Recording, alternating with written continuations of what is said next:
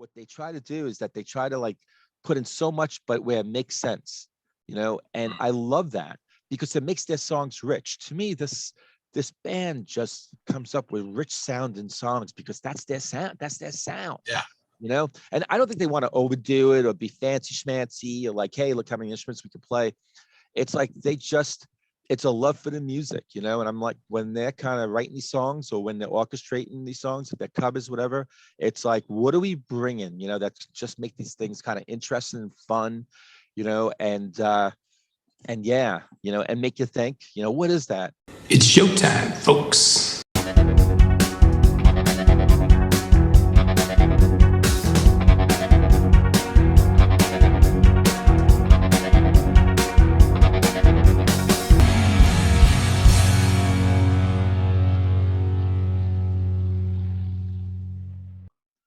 Hey everyone, and welcome to another episode of Into the Music. My name is Greg, and that guy over there, the one and only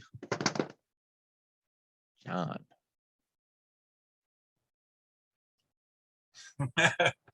Hello, everybody. How you doing today? Yeah, I'm top of the pile. I really am. How'd you like that lead-in? Are you worthy of it? Well, yes. Right now, I don't know. Right now, it's like crickets out there. They want to bolt right now. So tell me what you got, because maybe we'll bring them back in. Hurry up.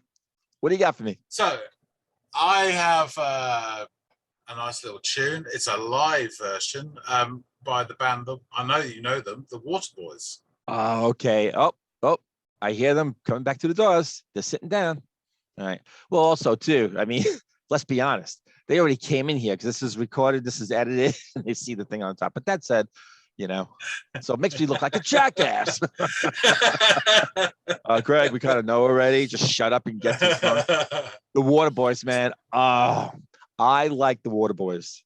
We've done a couple, maybe 2 or 3 songs on this channel, and I like their sound. And I'm really, really happy. Tickle Pink, actually, that you're giving me another Waterboy song. Cool. What you got? So this is 2 for the price of 1. It is a song of theirs called The Pan Within, and also Because the Night. Well, that's not their song. Because the Night. Isn't that Patti Smith? Patti Smith. Yeah. Written by Bruce Springsteen. Right. Okay. That's why I'm not. Okay. Yeah, that song's okay. I'll be honest with you. Another one of my favorite songs. So, so Because the Night and Pan Within. Okay. You'll recognize it when you hear it, though. All right. Well, let me dive right in, and I'll come back. Great.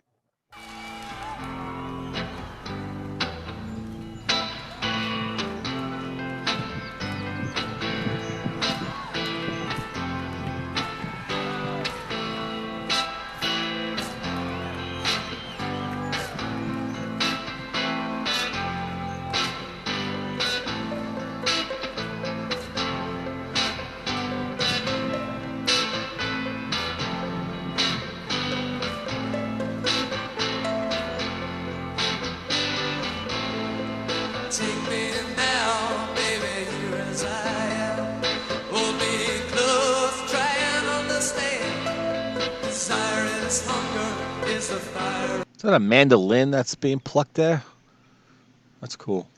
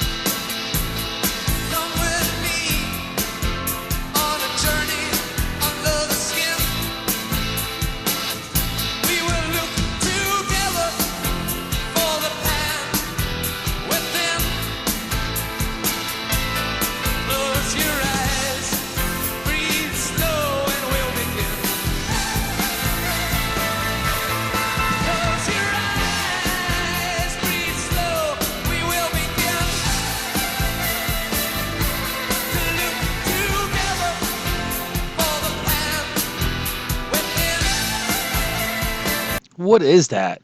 Wow, wow, wow, wow, wow. What is that? I know it's not a guitar. It's not a flute. It's something like, yeah. Let me know. It's a clarinet?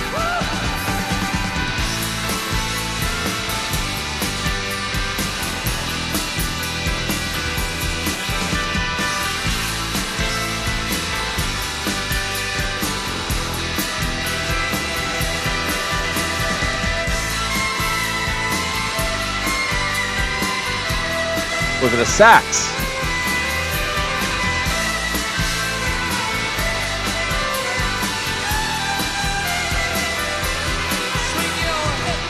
That was crazy, whatever it was.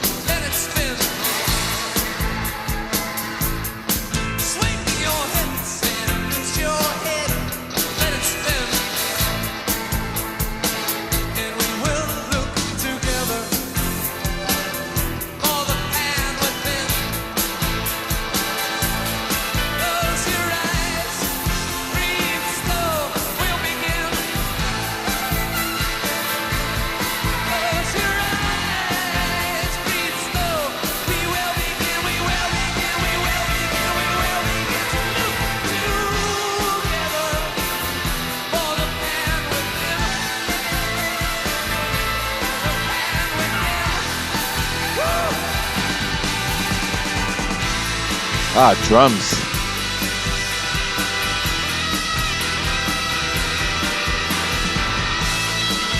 Ah, play it.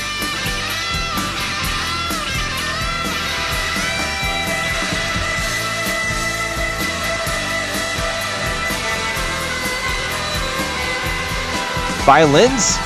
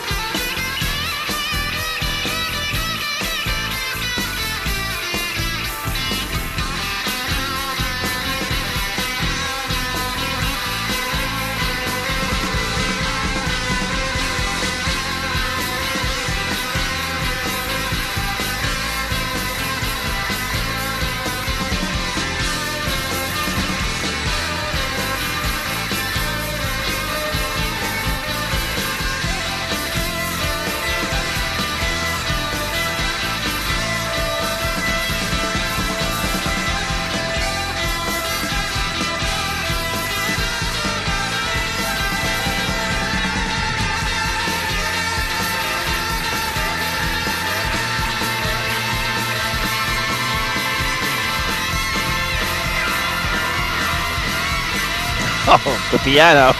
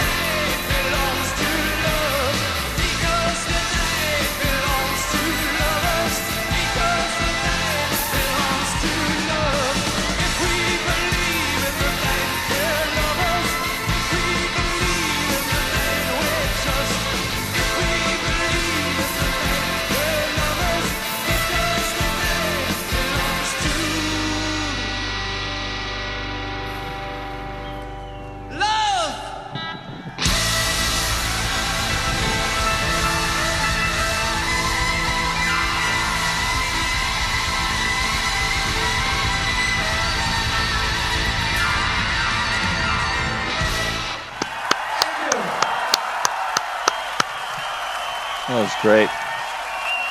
Wow, that was great.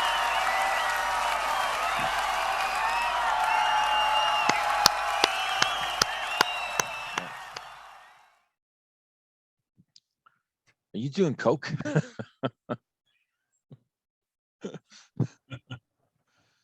right, here we go. Yes. Yeah. It's a family channel. Yeah, that's why it's Diet Coke. Hey, I got fooled a bit because so on the title of the song of the video that you gave me, so it did say, I mean, I know you said to me, you know, it's 2 songs, but it's definitely clearly Pan Within and Because the Night. And it threw me because they started off with Because the Night. Yeah. And I had said to you that that's an okay song, you know, never really floated my boat. I like her voice, but just the song itself. And so I'm like, oh, this is great. They're starting with this song. But it was cool. You know, I liked how, you know, it was like, all right, okay. And then like, boy, they just segued right into Pan Within. Like it just fit like a glove. Yeah. And I mean, before you knew it, I was like, this is a hell of a live performance. I mean, Yeah. that, you know, so if I want to just pull it back a bit, when it's Because the Night, and you had that rhythm guitar that's going, you know, kind of just doing some strums, nothing crazy. Yeah. Then you got this plucking of a stringed instrument. And I'm like, is that a mandolin? I actually even stopped the video to say, is that a mandolin? So is that a mandolin? It could be. It could be one of about 18 different instruments. Yeah, right. You know, They have all these different things. Yeah. yeah. That sounded really nice. Yeah, And that's a typical, it's kind of what you just said too. I knew that about them. You know, they just have an arsenal of, you know, I know it sounds really violent, but it's an arsenal of instruments. Yeah. And so then that plucking is really going so beautifully. And then all of a sudden, before I knew it again, it's Pan Within. And then with that, there was this, I don't know, they're singing or something like that. There's some sort of riff on the guitar or something. And then all of a sudden you hear like this, wow. And like, wow. You know, like someone like actually grabbing a goose's neck and just strangling it. It's like, wow. You know? So I'm like, is that a clarinet? But then it changed to something else, but it was similar. Then I'm like, no, wait a minute, that's a sax.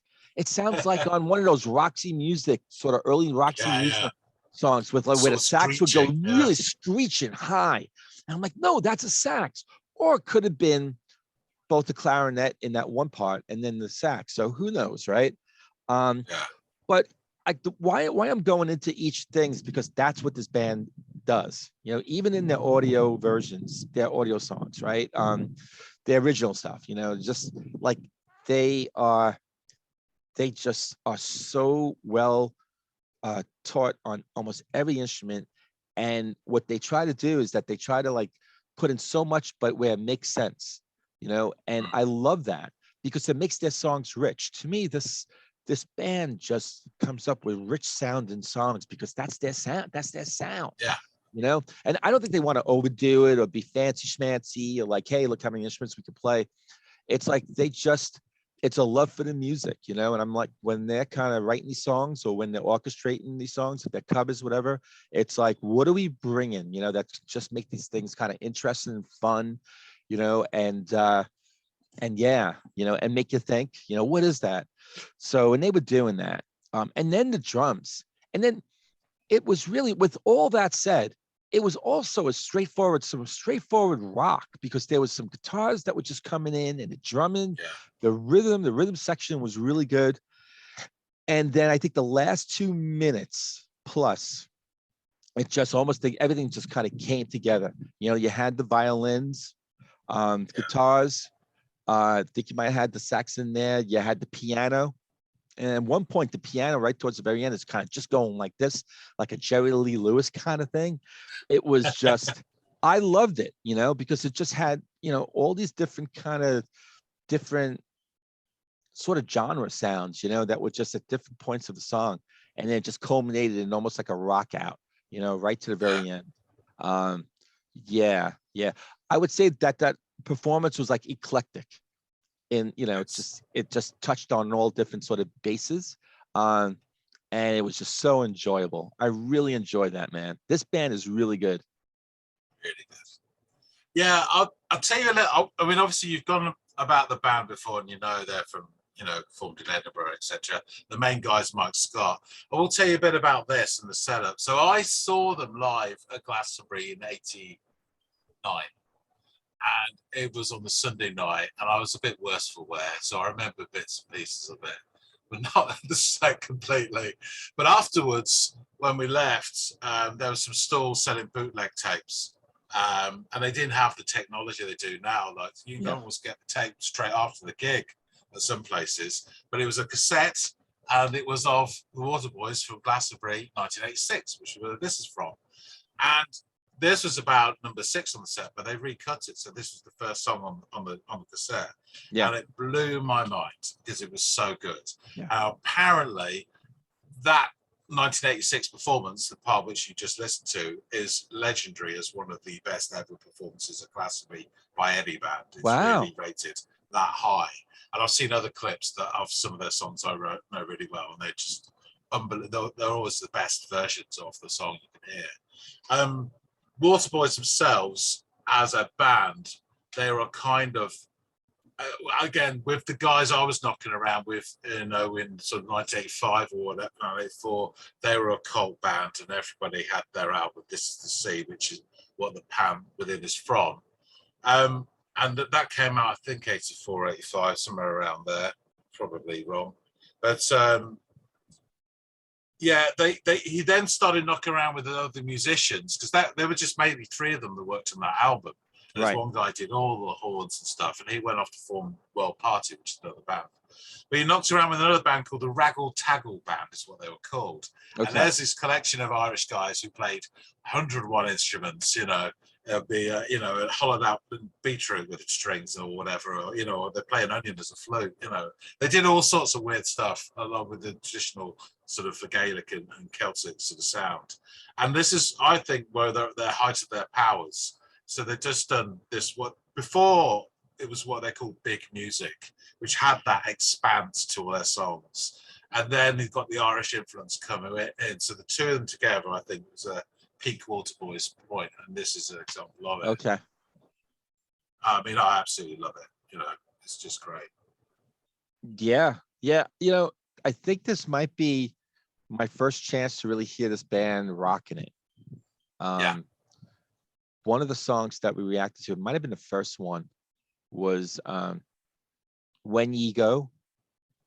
I think that's the name of the song, When Ye Go. I love that. Chris reacted to that. That was a Kopi request. And Chris had a good fortune of listening to that. He liked it. He liked it a lot. And I love that song. I mean, I keep going back to that. There's something beautiful. And even just the way he whispers that, you know, basically he's going to say, hey, you know, when you're gone, you know, I'm going to miss you. You know, when you go. I love it. but this actually kind of, it sort of like allows them to sort of flex their muscles a bit, you know? Yeah. The guitar was crazy. I mean, when the guitars are coming out, great solo as well. that guitar solo was fantastic. It like blew my mind. Yeah. So they're really tightly drilled as well for a live performance. All the different elements they're putting in, you know, the parts cameoing. It was just seamless. It was great. And unless they got some like session musician guy to join in on the, you know, then if that's not the case, then it really makes this band very interesting and amazing to me, because if they could play guitar like that, but they're not known for that, but they can just pick up the axe and just kind of wail out like that at any time. I mean, what does that say about the band? You know, that they don't go that route a lot, you know, but they can do that. Like if I could do that, I'd try to make that almost like every part of my song, like almost every song that, which rock bands really will do that. You know, you got a great lead guitarist, make sure that he has, you know, he has a part in that song. It was every song. But that's not how this band goes. That's Mike Scott. That's the main guy doing that. And that's Mike Scott. So the first 3 albums are guitar centric with you know, horns and brass. Okay. And then it's only after that point that the Irish stuff came in and it became softer, which is what you had listened to, Fisherman's Blues and Before You Go. Yeah. Okay. So if you listen to the first 3 albums, they're not all guitar centric, but there are some where they really do. Yeah. Know, as you say, kick ass. Yeah. And as you're basically letting me know, you reminded me, because actually when I went into Wiki those couple of times, and it did look like they had a discography, was like, you know, whoosh. Yeah. So there's a lot of stuff, man, I have to get into. Yeah. Yeah. I mean, I'm putting out there right now, everyone out there who's watching this, you know, the 5 people out there right now, I'm telling you right now, you know, call to arms, Waterboys. I want to do more Waterboys on this channel. So hit me with all suggestions, you know, and Kofi, guaranteed requests.